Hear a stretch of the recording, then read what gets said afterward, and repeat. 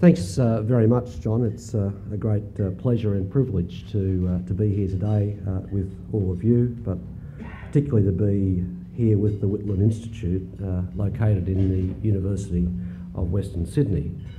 Because for me, the question that you pose, how can we create a fairer society, goes very much to the core of why I entered politics. It's not just about creating a fairer society. First and foremost, it's about creating prosperity, and it's about spreading opportunity. That is, what do we do with the prosperity? Well, I think we spread opportunity.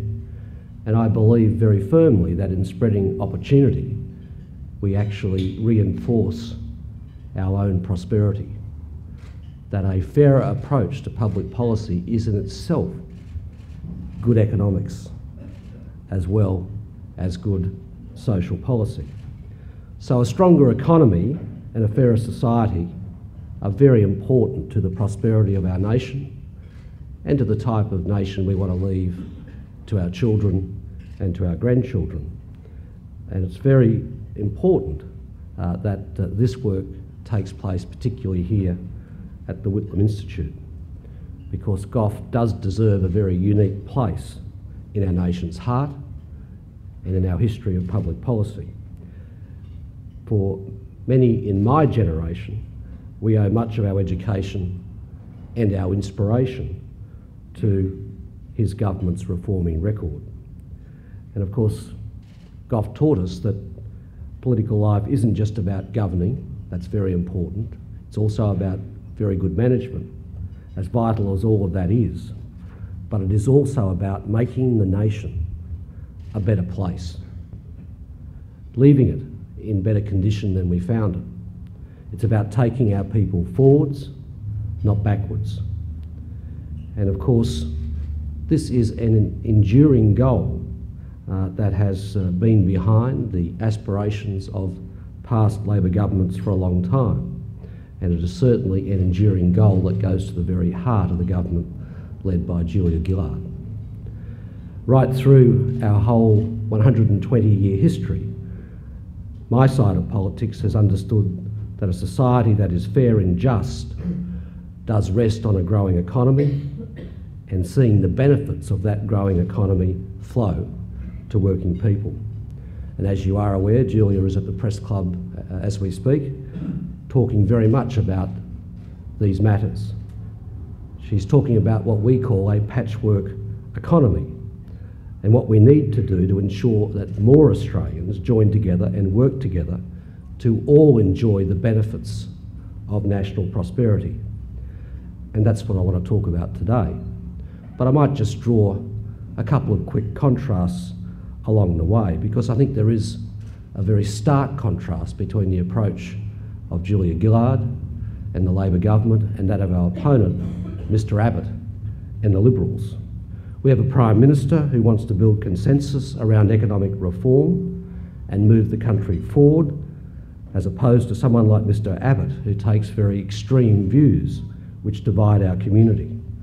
We are committed to new investments in training and infrastructure. And of course, Mr Abbott is committed to the worst aspects of work choices and of course cuts to health and education. Now of course, there are economic objectives at play in this election year, and there is a stark contrast when we look at those objectives as we go forward.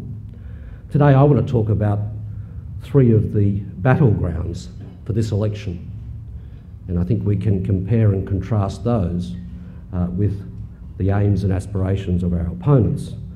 Firstly, I want to talk about how we responsibly manage the economy. Secondly, I want to talk about how we need to strengthen and secure the economy. And thirdly, I want to talk about how we ensure that we deliver tangible benefits for working people.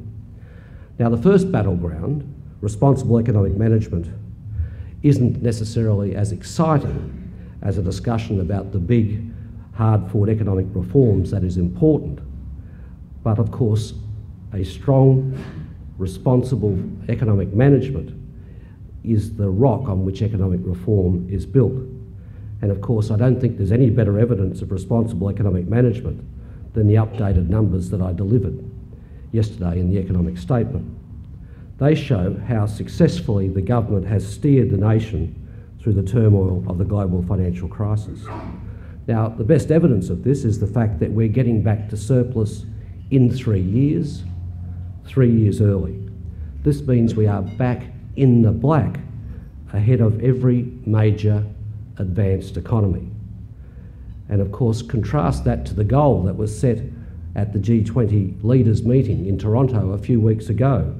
The goal they set for advanced economies was to halve their deficits by 2013.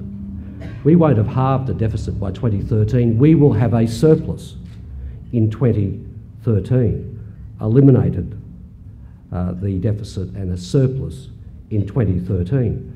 But more important than that, we will have an unemployment rate of 5.1%.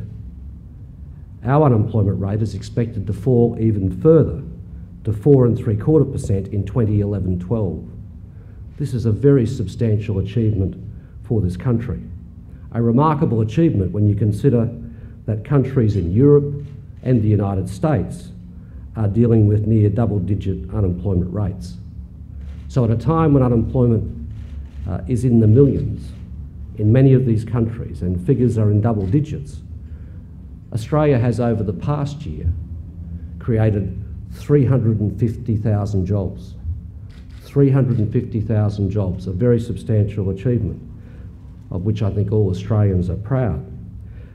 It's a stunning result, and it shows that what we can do as a community if we all work together.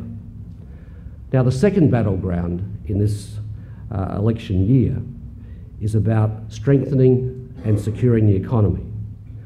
What are the reforms that we need to put in place to make sure that as we move forward, we broaden and strengthen our economy? And in this country, there's been hard-fought battles over many years about the nature of long-term reform. And none of the long-term reforms that have been put in place by past Labor governments have come easily. Many of them have all faced very loud and noisy objections. Of course, there are always groups that are interested in keeping the status quo. Change is hard because it means going from something that people know well to something that they are less certain about. And of course, confronted with change, there are always those who warn that the world will end, the economy will falter, our way of life will be threatened. And of course, they still do.